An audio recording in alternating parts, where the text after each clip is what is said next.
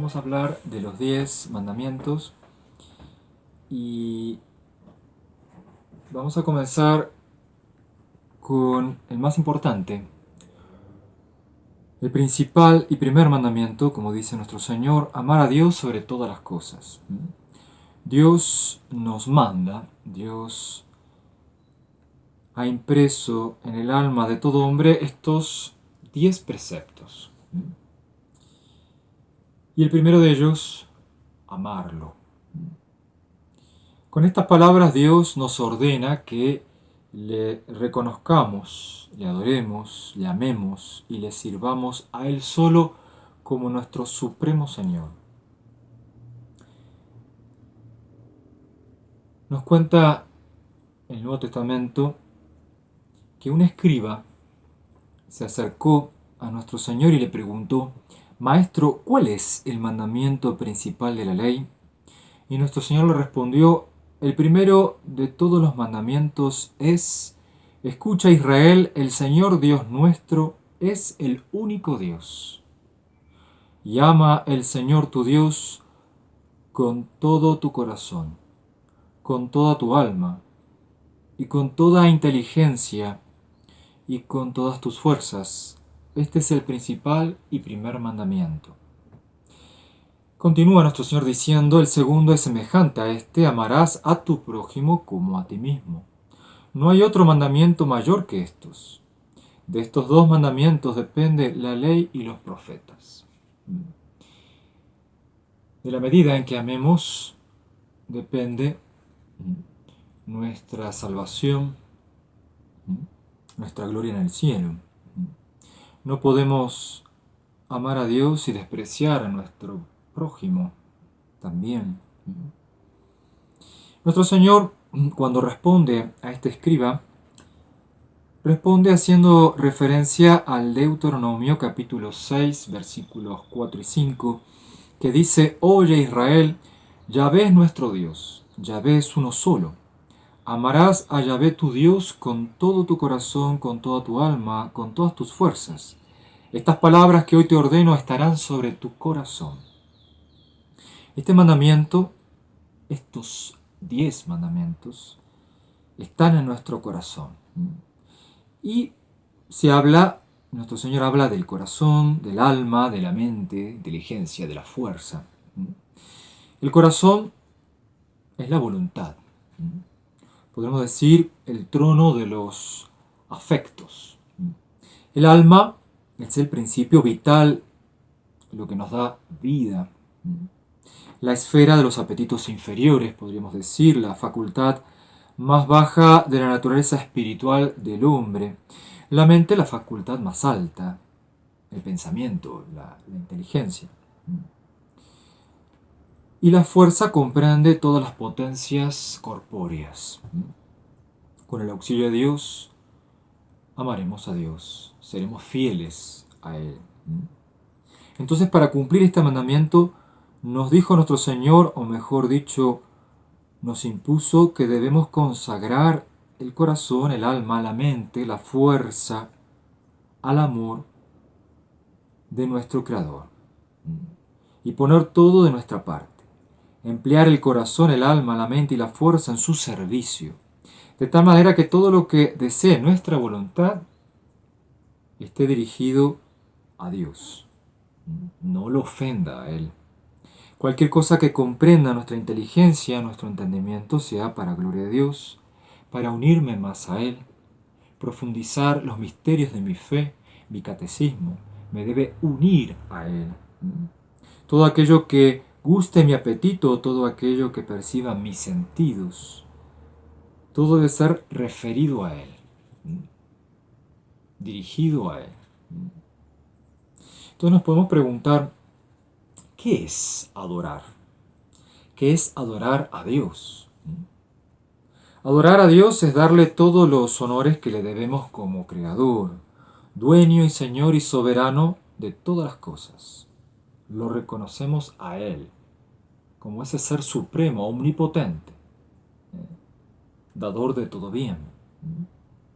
Decimos en el credo Creo en Dios Padre Todopoderoso, Creador del cielo y de la tierra, y en Jesucristo, su único Hijo, nuestro Señor, que fue concebido por obra y gracia del Espíritu Santo. Nombramos a nuestro Dios. Describimos en cierta manera cómo es este Dios al que adoramos.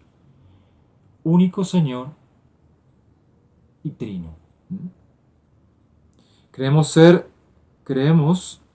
que es el único Dios, ser verdadero, trino, Padre, Hijo y Espíritu Santo, la Santísima Trinidad. Nuestro Dios es trino, tres personas distintas y un solo Dios verdadero. El Padre engendró al Hijo, el Hijo es Jesucristo, y el Espíritu Santo es el amor entre el Padre y el Hijo, que por su obra, por obra del Espíritu Santo, se encarnó, nació, padeció, murió por nosotros en la cruz, y mediante este acto supremo de amor nos consiguió la salvación eterna. Y así se cumple el misterio de la redención. Y cuando adoramos, cuando amamos a Dios, le tributamos a Él un culto interno y externo. El culto interno es la adoración que se le da a Dios con nuestras facultades. Las facultades del alma, es decir, nuestro entendimiento, nuestra voluntad. Por ejemplo, podríamos recitar en nuestro interior, en nuestro corazón, cualquier breve jaculatoria. Dios mío, yo os adoro. Al decir estas palabras hacemos un acto interno de adoración, porque es algo entre nosotros y Dios. Solo Dios lo ve. Por ejemplo, cuando caminamos en la calle, vamos al trabajo, a la escuela, al colegio, a la universidad. Al recitar estas oraciones breves en nuestro interior, justamente, interior, nadie lo percibe, pero Dios, que ve en lo oculto, le tributamos este culto interno de adoración. Él lo ve. En cambio, el culto externo es el homenaje que se rinde a Dios por medio de actos exteriores. O por ejemplo, objetos sensibles, una medalla, el crucifijo, etc. Actos exteriores, una procesión, etc. Se cuenta en la historia de Santo Domingo Sabio que le gustaba ayudar a la misa que se celebraba muy temprano en la capilla de su pueblo. Y un día, al llegar antes que el sacerdote, no pudo entrar porque las puertas estaban cerradas. Entonces se quedó de rodillas afuera, en la nieve misma. Y ahí realizaba él un acto exterior de adoración a Dios. El sacerdote, cuando llegó, se impresionó de su fe, de su adoración, de su amor. Pregunta San Bernardo, nos pregunta a todos: ¿quieres saber cuál ha de ser la medida de tu amor a Dios? Te lo diré con una sola palabra. Y responde: sin medida. Es decir, en cuanto sea posible a tus fuerzas. Amar a Dios sin límites. La medida del amor a Dios es justamente no tener medida, ¿no? Tantos ejemplos en la vida de los santos, sobre todo los primeros cristianos, los primeros mártires. Y uno de esos ejemplos tan hermosos, Santa Cecilia. Santa Cecilia había consagrado su alma, su cuerpo, su virginidad a nuestro Señor, y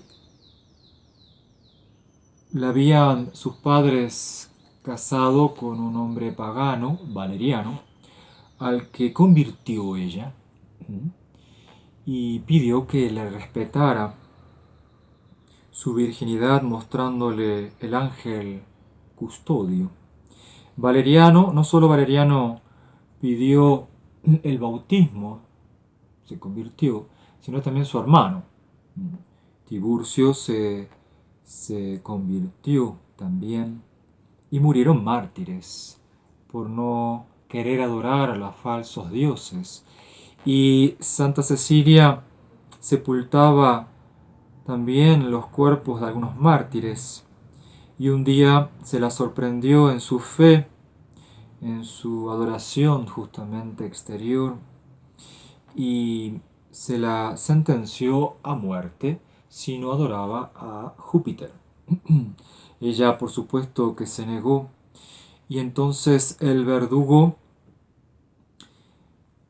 descargó 3 veces la espada sobre su cuello sin cortarle la cabeza y la dejó allí tirada en el suelo, agonizando durante 3 días. Y mientras que agonizaba, cantaba a su divino esposo, nuestro Señor. Y se la encontró luego, bañada en sangre, muerta, dando con su mano, con sus 2 manos, señal de su adoración al único Dios verdadero. Con su índice marcaba, bien levantado, señalaba que hay un solo Dios verdadero, y con la otra mano, 3 dedos de la otra mano, hacía la confesión de fe de que este único Dios verdadero son 3 personas distintas. Qué bello es la historia, la vida de estos santos mártires, ¿no? Y por lo tanto, cuando vemos estos santos que dieron su vida por el único Dios, también nos enseña que hay pecados que van, claro, contra el primer mandamiento.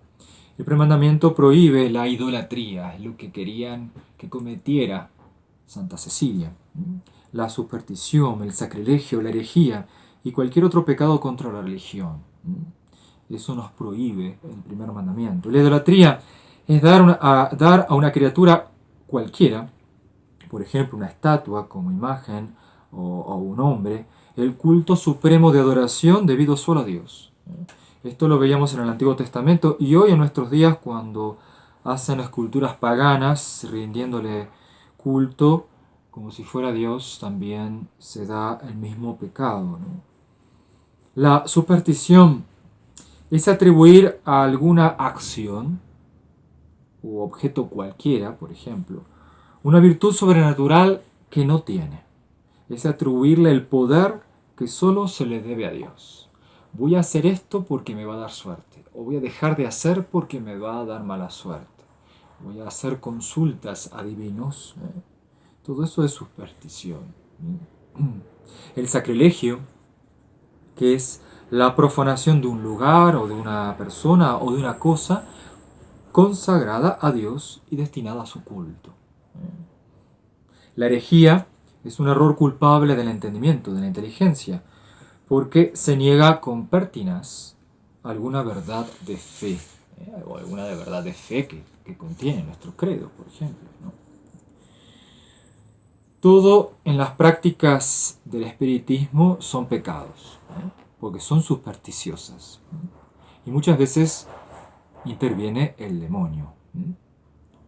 El tener amuletos, como decíamos, juegos diabólicos, consultar a divinos, como decíamos, cartas. Todo esto hace parte de este gran pecado contra el primer mandamiento. Sabemos que nuestro Señor Jesucristo es nuestro mediador para con Dios. En cuanto es Él el verdadero Dios y verdadero hombre, y en virtud de sus propios méritos, los méritos de la cruz, nos reconcilió con su Padre, dándole las gracias que necesitamos para salvarnos. Sin embargo, Él es el mediador, pero también nos ha dejado a la Santísima Virgen y a los santos para que intercedan por nosotros, que nos ayuden para obtener las gracias que necesitamos, para santificarnos y para salvarnos. Esto es, esta unión entre los santos, es la comunión de los santos cuando decimos en el credo también, creo en la comunión de los santos. Por lo tanto, digamos con San Pablo a los Efesios, afirmando la única verdad sobre el único Dios verdadero, sin el cual no hay salvación, lo que dice San Pablo a los Efesios capítulo 4, versículo 6, un solo Señor, un solo bautismo, un solo Dios y Padre de todos, que está por encima de todo y en nuestros corazones. Nuestro Señor les dijo a sus sacerdotes, a sus apóstoles, id por todo el mundo y predicad el Evangelio a toda criatura. El que creyere y fuere bautizado será salvo, mas el que no creyere será condenado. San Marcos capítulo 16, versículo 15 y 20. Entonces pidamos a Dios amarlo con todo nuestro corazón, como decíamos cuando explicábamos al principio, con toda nuestra alma, nuestra inteligencia. Pidamos por aquellos que no tienen fe, por la conversión de los pecadores, por nuestra perseverancia. Terminamos con la oración que le enseñó el ángel de Fátima a los pastorcitos. Dios mío, yo creo, adoro, espero y os amo. Os pido perdón por los que no creen, no adoran, no esperan y no os aman.